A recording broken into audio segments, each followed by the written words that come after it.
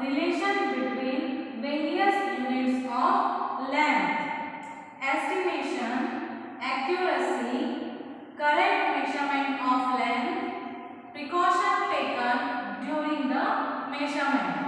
Okay, let's continue with the lesson. Next one is motion. What are the objects in your classroom that you find in the same place every day? Very good. Duster, board, table, chalk, etc. We see so many things around us every day.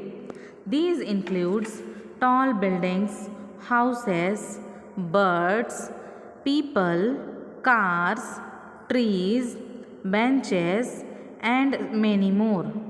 Some of these objects, like building, trees, or houses, remain at their places every day.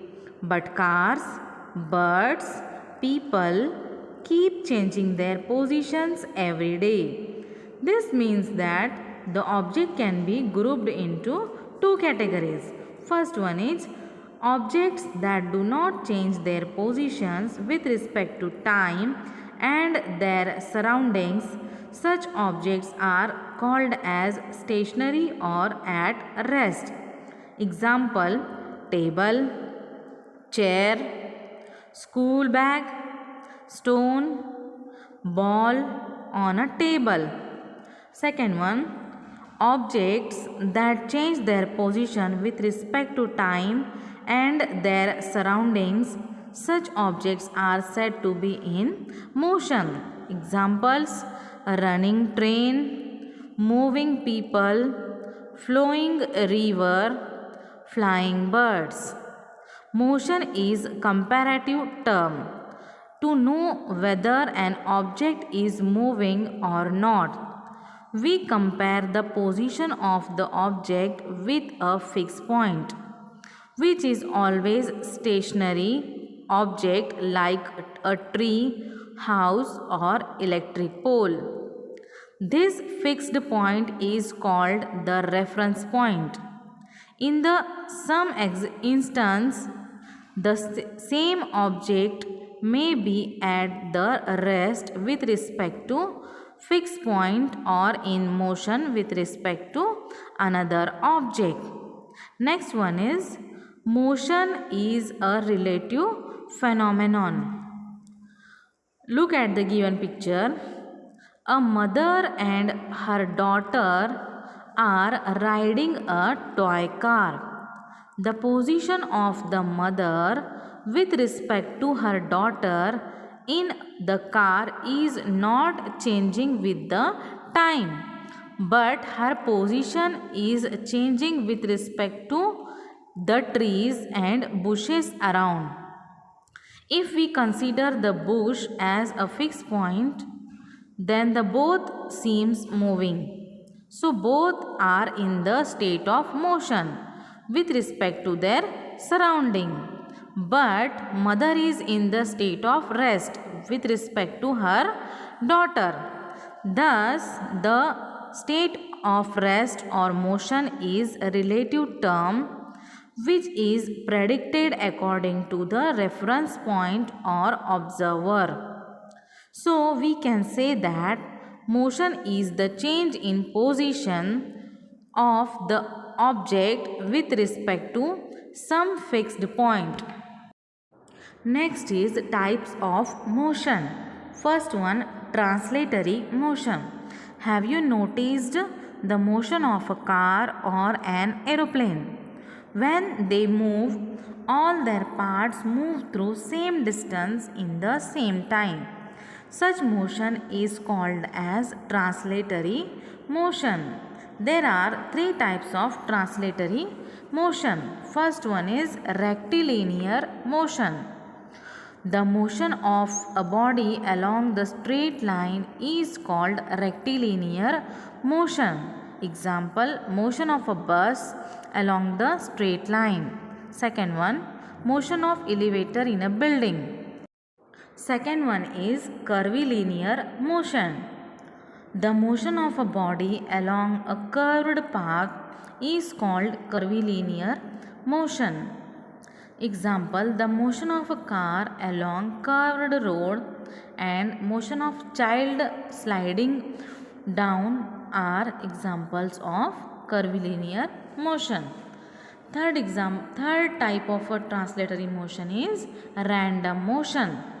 A translatory motion of a body which keeps changing its direction is called random motion. Motion of ant and motion of a football in a playground are example of random motion. Next is rotatory motion. Have you played with a spinning top?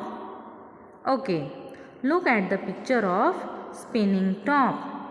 Observe the distance of point A, B and C from the center or axis of rotation.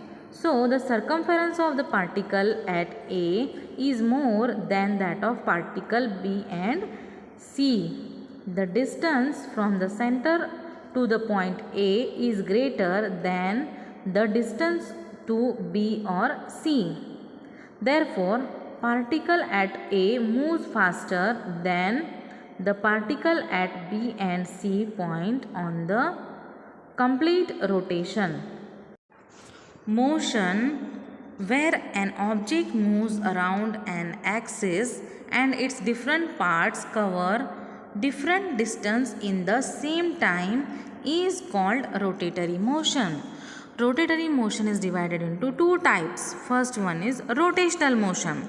When the motion of an object is around a fixed point, that is inside the object, is called rotational motion. Example, spinning top, motion of the earth around its axis. Second type of rotatory motion is circular motion. When the motion of an object is around a fixed point that is outside the object is called circular motion.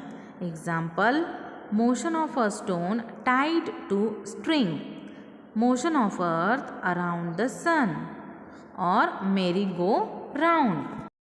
Next type of motion is periodic and non-periodic motion. What is common in the motion of the hands of clock and the motion of the earth around the sun? Earth repeats its motion around the sun every 365 days. The hour hand of a clock repeats its motion every 12 hours. These are repetitive in nature, that they repeat their motion after certain interval of time. A motion which repeats itself after a definite interval of time is called periodic motion. There are some motions which are repetitive, but they are not repeated in regular interval of time. A motion that repeats itself in unequal interval of time is called non-periodic motion. Example, football match played by children. Next type of motion is oscillatory or vibratory motion. Look at the picture of a child on the swing. The swing repeats front and back motion from a fixed point at a regular interval of time. Such front and back motion of an object around a fixed point at a regular interval of time is called oscillatory or vibratory motion. The swing moves equally to the left and right of the resting position. The pendulum of the wall clock also shows a similar movement. Next type of motion is multiple motion. In certain situations, the motion of an object is combination of two or more motions. Such motions in which an object undergoes two or more types of motions at the same time are called multiple motions or simultaneous motions. Example, motion of a wheel of bicycle. It has both circulatory and translatory motions.